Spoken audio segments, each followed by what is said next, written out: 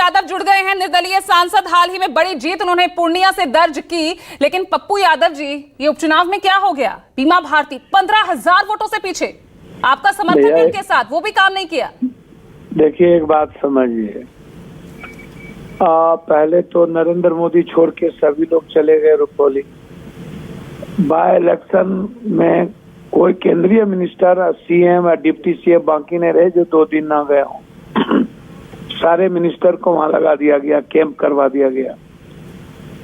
By election का मतलब ही होता है, अब बंगाल में सब सीट टीएमसी जीत रही, हिमाचल में भी सरकार की जीत हो रही है। जहां भी बाय इलेक्शन होता है वह गवर्नमेंट की होती है। एक दूसरी चीज, बीमा जी को अकेले जिस तरीके से इस्तेमाल किया गया, छोड़ा गया, ना मालिक को बोला गया, ना कांग्रेस को बोला गया, ना सीपीआई सीपीएम को बोला गया।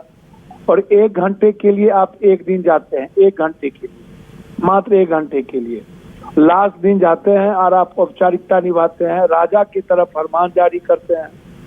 गठबंधन कोऑर्डिनेशन कमेटी का कोई मतलब नहीं है, गठबंधन अप्रोच नहीं करते हैं आप। और कभी हम तो एज ए ह्यूमन बीइंग, वो जो क्षेत्र है वो अत्यंत पिछड़ी जाति और पिछड़ा का क्षेत्र है। आजाद हिंदुस्तान के बाद अभी बीमा जी तो निर्दलीय भी वहां चुनाव जीती। गंगोत्री समाज के वोट का बंटवारा बहुत भयंकर हुआ, दोनों गंगोत्री समाज से थे और दोनों में वोट का बंटवारा हो जाना। एक दूसरी चीज, Pappu Yadav as a moral, जो हमारा वो जो सीमांचल और कोसी का इलाका है, वो इलाका है गरीबों का, दलितों का, अत्यंत पिछड़े और पिछड़ों का। तो जो मेरे लिए मेरा मैटर नहीं है, पप्पू यादव पर जो है वो आम आदमी और गरीबों का अधिकार है। मेरे फैमिली से ज्यादा गरीबों का और आम आदमी का अधिकार है और मैं उसी रूप में काम भी करता हूँ। मेरा मोरल सपोर्ट और व्यक्तिगत पारिवारिक सपोर्ट बीमा जी के साथ था, है, रहेगा। मेरे लिए मेरा मैटर ही नहीं है, मेरी राजनीति का नहीं है। और ना मुझसे ना राजद के लोगों ने, नेतृत्व ने कहा कि आप आइए या जाइए। एज ए लेकिन पप्पू यादव जी, खबरें तो कुछ और निकल के आ रही हैं। विरोधी कह रहे हैं कि आपका समर्थन था गुपचुप तरीके से ही निर्दलीय को। मैं तो मैं किसका गुपचुप समर्थन था भैया? कोई जैसे कैंची छाप मेरी थी, कैंची छाप के कारण कंफ्यूजन में कुछ वोट उनको भी, पप्पू यादव का कैंची छाप है, लोगों ने वोट माइनॉरिटीज के लगभग 30% वोट निर्दलीय को चला गया। तो वो निर्दलीय और जदयू के बीच में चीजें चली गई। सबसे बड़ी बात क्या है कि जो एनडीए का वोट है वो जदयू को नहीं मिला, एकदम एक भी वोट नहीं मिला। किसी भी बाबू साहब के बूथ पर एनडीए को वोट नहीं मिला, कलाधर मंडल जी को वोट नहीं मिला, 10 वोट भी नहीं मिला। तो वो आप ये सोचिए ना कि इतने मंत्री और सबको लगाने के बावजूद आप सारे लीडरशिप को लगाए, जितने मंत्री थे लगाए, और आपने 10 वोट नहीं दिला पाए आप अपने बाबू साहब के वोट पे जगह पर। तो आप इसको सोचिए कि एनडीए के वोट का क्या मतलब है। आप तो अत्यंत पिछड़ी जाति और पिछड़ी जाति के वोट में बंटवारा के कारण। लेकिन यहाँ पर पप्पू यादव जी, बड़ा सवाल ये खड़ा होता है कि आखिर पूर्णिया की जनता क्या चाहती है? क्या यहाँ से मैसेज देने की कोशिश लोकसभा चुनाव में मेन पार्टियां, उनको मेन जो गठबंधन में है उनको नकार देती है, निर्दलीय के तौर पर आपको जिता देती है। पूर्णिया की जनता के बारे में जानिए। पहले निर्दलीय बीमा जी लड़ी थी, 20 सालों से लगातार जदयू थे, काम इन्होंने नहीं की। वहाँ के जो लोकल एमएलए एमपी मंत्री हैं वो राजनीति में रहते हैं, एक दूसरे के खिलाफ रहते हैं, ठेकेदारी करने में लगे रहते हैं, आम लोगों से मतलब नहीं है। कोसी सीमांचल में जदयू का जितना एमपी एमएलए मंत्री संत्री है, सब ठेकेदारी पट्टेदारी में लगे रहते हैं, कोई पब्लिक कंसर्न से मतलब नहीं है।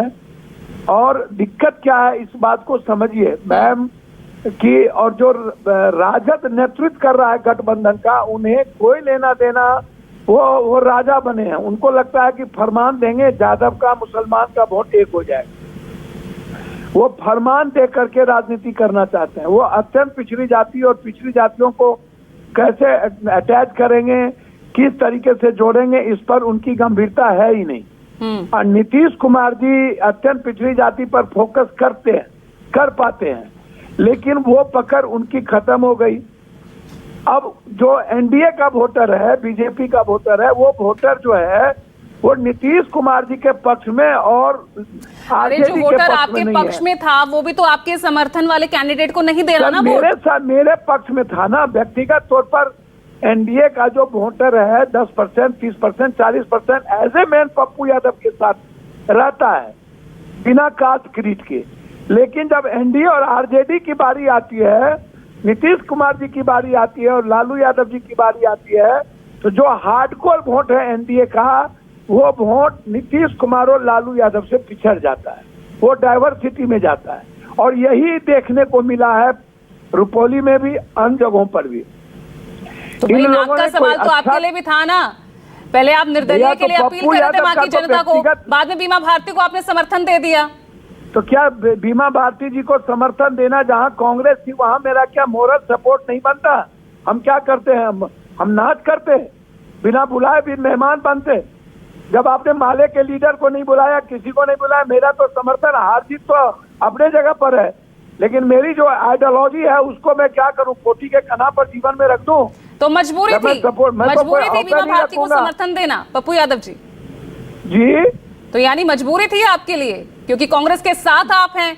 अब कांग्रेस जिसको सपोर्ट करेगी आपको भी देना पड़ेगा वो सपोर्ट। मजबूरी होती तो हम मधेपुरा लड़ गए होते और सुपौल बेटा लड़ गया होता, टिकट मिल गई थी मैडम। आज मैं खुल के कह रहा हूँ, मजबूरी नहीं होती तब हम इंडिपेंडेंट नहीं लड़ने जाते।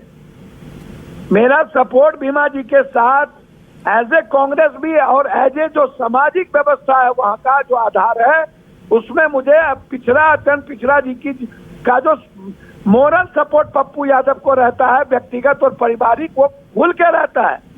इसीलिए मेरा दायित्व था वहाँ अत्यंत पिछड़ी जाति और पिछड़ों के साथ खड़ा होना। बस मैं इतना जानता हूँ। तो पप्पू यादव जी, अब यहाँ पर 15,000 वोटों से तीसरे नंबर पर पहुंच चुकी है बीमा भारती। मैं एक बात आपको बता दूं। हाँ। वो एक अलग बात है। मैंने पहले भी कहा कि राजद के कैंडिडेट, राजद के लोग गंभीरता से नहीं लेते हैं। बीमा जी को का इस्तेमाल किए और गठबंधन कोऑर्डिनेशन कमेटी के साथ वो नहीं चलते, ना वो माले को बुलाते। हम तो कहीं है ही नहीं, ना 3 में ना 13 में, ना माले, ना सीपीआई, ना सीपीएम, ना किसी को। तो ये जो परिस्थितियां, इसको समझिए। आगे भी 3 विधानसभा है, इनको समझना पड़ेगा। ये अकेले एक दिन जाके हेलीकॉप्टर से या बाय रोड आप खींच तो नहीं निकल रही लोकसभा चुनाव की। महागठबंधन में कहीं आपकी खींच नाराजगी तो नहीं है? सामाजिक समीकरण व्यवस्था जरूरी है भाई। महागठबंधन ने अगर अपने प्रत्याशी पर अगर ध्यान नहीं दिया तो आरजेडी जितनी जिम्मेदार है तो कांग्रेस भी तो उतनी जिम्मेदार हुई ना। मुझे तो समझ में नहीं आता कांग्रेस का नाम कोई। आप पूछिएगा ना, गजब बात आप करते हैं। कांग्रेस से कहिएगा ना कि आप चलिए, आप वहां पर देखिए लीडरशिप को। ये नरेंद्र मोदी छोड़ के नीतीश कुमार जी, चिराग जी, मांझी जी, ललन बाबू, संजय बाबू, दोनों डिप्टी सीएम, सब लोग कैंप किए। आप बुलाइएगा ना, बारे बार आप बुलाइए। पप्पू यादव को तो एक बार आप बुलाना। आप जब गए तो आपने कहा ही नहीं कि पप्पू यादव को आप आइए। हम तो बैठे थे पूर्णिया में। तो इनको तो हमसे तो चलिए दूध और मांस का बांटर का स्थिति है। हमारी चिंता छोड़िए, आप अपना कोऑर्डिनेशन तो करिए। आप करेंगे नहीं। हम तो इतने गाली गलौज के बावजूद व्यक्तिगत रिश्ता नहीं हमारे लिए। मैंने पहले भी कहा कि गरीब और आम आदमी मेरे लिए पहला है और मुझ पर पहला अधिकार है और वो रहेगा। ठीक है पप्पू यादव जी, बहुत शुक्रिया हमसे बातचीत करने के लिए। तो रुपौली